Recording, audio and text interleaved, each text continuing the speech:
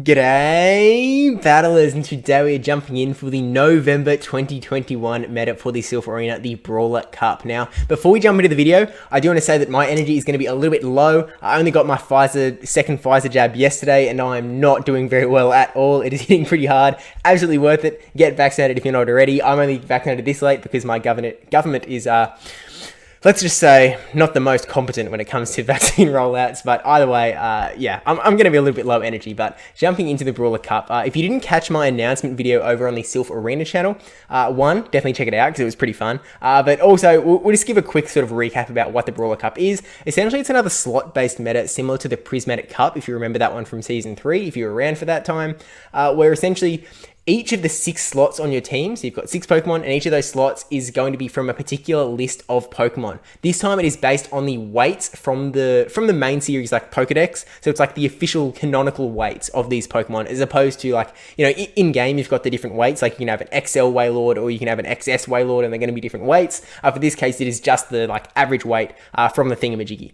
Now it's, and again, we've got so slot 1 is Bantamweight, slot 2 is Featherweight, then we've got Welterweight, middleweight, cruiserweight, and heavyweight. It's very hard to read because the words are a little bit small on the screen, but I'll get those words remembered by the time the month is over. But either way, it's also not just you can use any Pokemon that is a welterweight, for example. It's actually still a whitelist of Pokemon that meet that requirement. So the overall graphic for the whole thingamajiggy is here, which I know you cannot see at the moment, but we'll zoom in a sec. But this graphic is going to be on silph.gg/cup/brawler if you want to kind of take some time to give it a bit of a dive in. But essentially, zooming in, we've got the Bantamweight and the Featherweight. The way that I'm actually going to do this video is by going in, I'm going to jump pretty much straight into the meta Simplified, talk about that a little bit, to give us sort of a lens to look into the Brawler Cup to kind of understand it a little bit better. And then we're actually going to come back and we're going to look at these slots a little bit deeper to kind of try and draw some more sort of informationals out of what we're seeing. So we've got the Bantamweight slot here, we've got Featherweight. You can also just pause it here if you'd like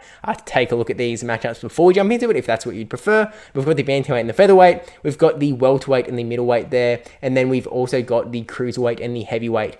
So with all that said, I think let's jump into the meta Simplified infographic so you can kind of get a bit of an idea about what's going on here, because it is a very, very hard meta to sort of comprehend easily. And I'm saying that for me, this is a very, very tricky meta. So jumping in, got it for the screenshot.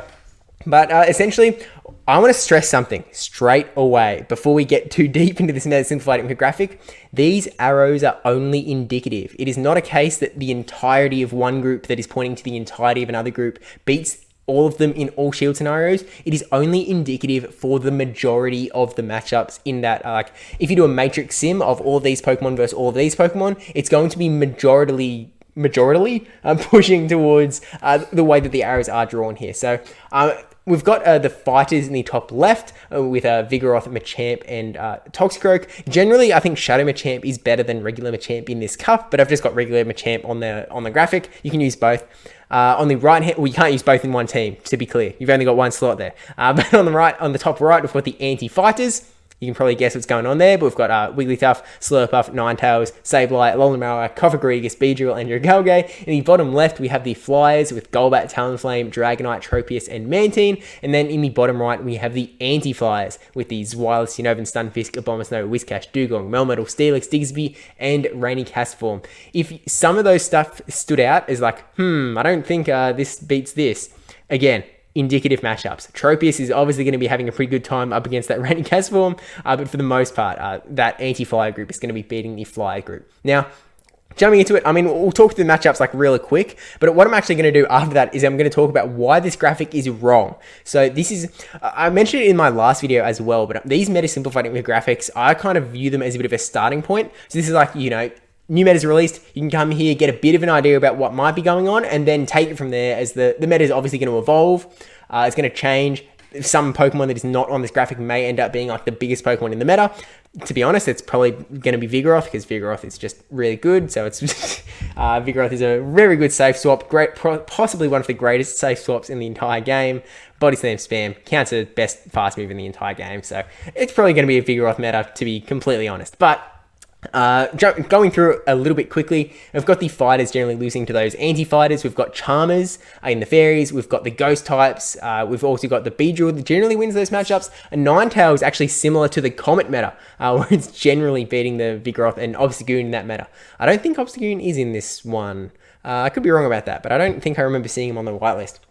And then there's stuff like Dragalge that generally just win those matchups for the most part. Then bottom left, we've got the Flyers, generally going to beat the fighters as well as beating the anti-fighters. So, you know, you've got like Golbat's going to have that Shadow Ball that can kind of just nuke things. There's a bunch of fire types that are going to be pretty weak to the Mantine. Again, Tropius is not going to stand up very well to either Ninetales or Alolan Marowak, so don't pay too much attention to that one. Generally, the Flyers are going to be winning those matchups though. And then in that bottom right one, we've got like steel types. We've got like these ice types. I guess there's water types in there as well. But they're generally going to beat the Flyers as well, able to throw things like, even Whiscash has things like Blizzard, which is really the main reason that it has ended up in this group. And then generally that group is going to be beating the anti-fighters as well. So the anti-fighters, the way that this graphic puts it, kind of are mainly there to counter the fighters, I guess. Obviously, there's a lot of matchups like between them. Like for example, if you dive into the fighting group, Machamp and Toxicroak are both going to have a pretty good time up against Vigoroth, because Vigoroth is going to be weak to counter, where the other two are not.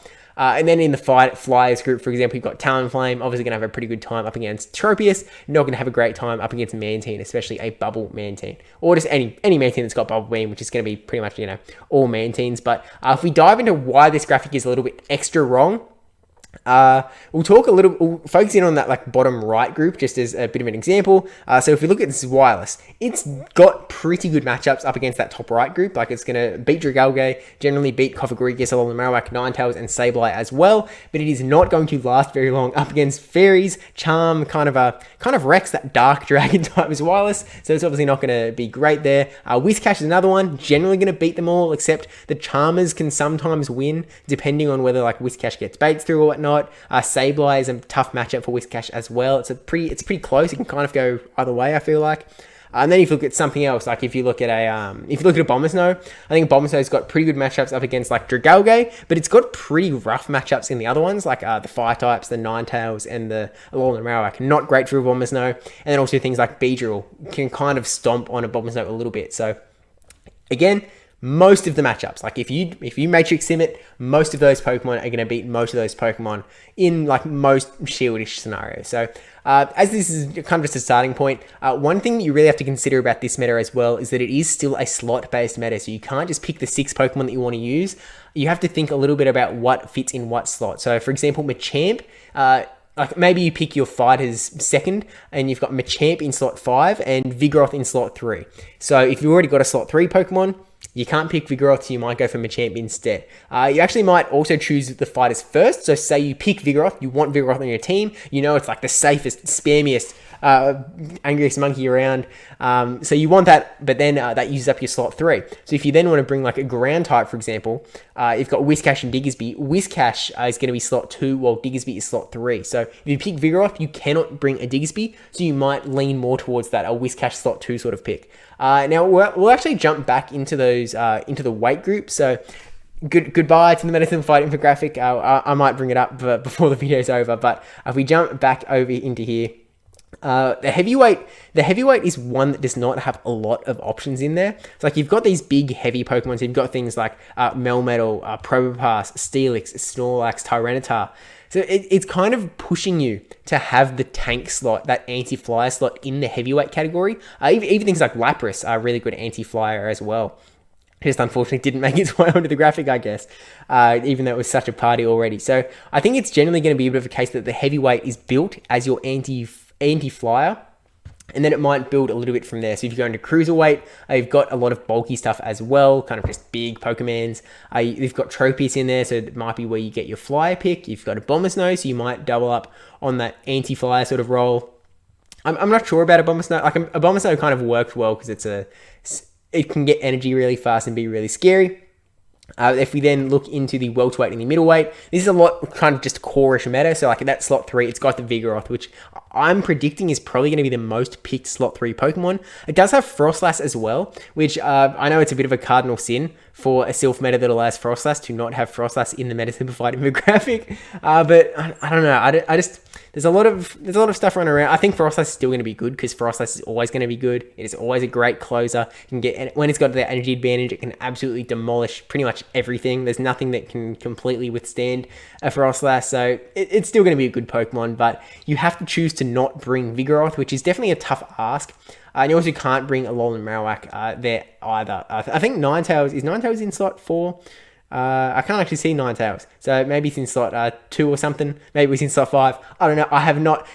Again, this is something that we're going to kind of figure out over time as we dive into this meta. There's also things like Politoed in that slot 3, so it's kind of interesting. Slot 4 is definitely... Slot 4 is a little bit whack. Like, there's nothing in there that is kind of instantly drawing my eye as I need that on my team. You know, there's things like Dragalge, Cofagrigus that were on the infographic. Then there's things like Lucario is another potential fighter if you've only got, like, slot 4 left and you still need a counter user.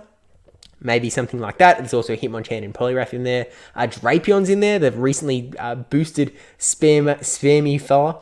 Actually, Zweilous is in that slot 4 as well. So I feel like Zweilous might be a pretty popular pick in that one. And then if you look at that slot 1 and 2, Bantamweight is a little bit closed as well. There's not a lot of options in there. It kind of pushes you a little bit hard into either going for a Charmer or going for one of the cast forms. So I think... It's again, it's because it's this slot based meta. It's not just pick the 6 best Pokemon, pick 6 that are good coverage. You have to consider what is actually available in each slot. So I think slot 1 might be a little bit. You might even have to pick slot 1 potentially like as one of your first picks, just so you can kind of build the rest of your team. Because the other slots have a bit more variety. You can kind of do a bit more stuff. You can go a few. You can be a bit more fluid in the other slots than this one. So I would probably imagine that this is one that you're going to pick kind of early in the team building process and then go from there. Because, you know, if you're going to pick a Charm, if you're going to bring in Spritzy or Slurpuff, then you can just forget about Wigglytuff in that slot 2 as well. Slot 2 doesn't actually have heaps of like super duper meta Pokemon as well. There's still like Charmers, there's the Wigglytuff, there's the Sylveon, there's Razorleafers like Victreebel, Shadows allowed. There's also the Volplume. Then there's other things that are just kind of hanging around. This is where Ninetales is. And by the way, this entire meta is kind of just open my eyes to how is this Pokemon heavier than this Pokemon, and I think that you're going to hear a lot of that as the month goes on. Anyway, it is what it is. Alolan Raichu is actually there as well. It could be a pretty interesting Pokemon in this meta. But all of that said, I think that's kind of all I wanted to say about the Brawler Cup. So thank you all very much for watching. Don't forget to like, comment, subscribe, especially the subscribe one. I'm hoping that I can bring the Patreon. There we go. Oh no, it's covered up by other things. Close that. I'm way too big. Go away, Steve. Yep. Thank you to my patrons and supporters over on Twitch as well. And I'm just gonna stay mega big as I bring on the end image. So again, subscribe if you haven't already, because there's going to be a whole lot of Brawler Cup content coming out over this month, and you know those videos are going to update soon enough with Brawler Cup content as well. So from Big Steve, thanks for watching.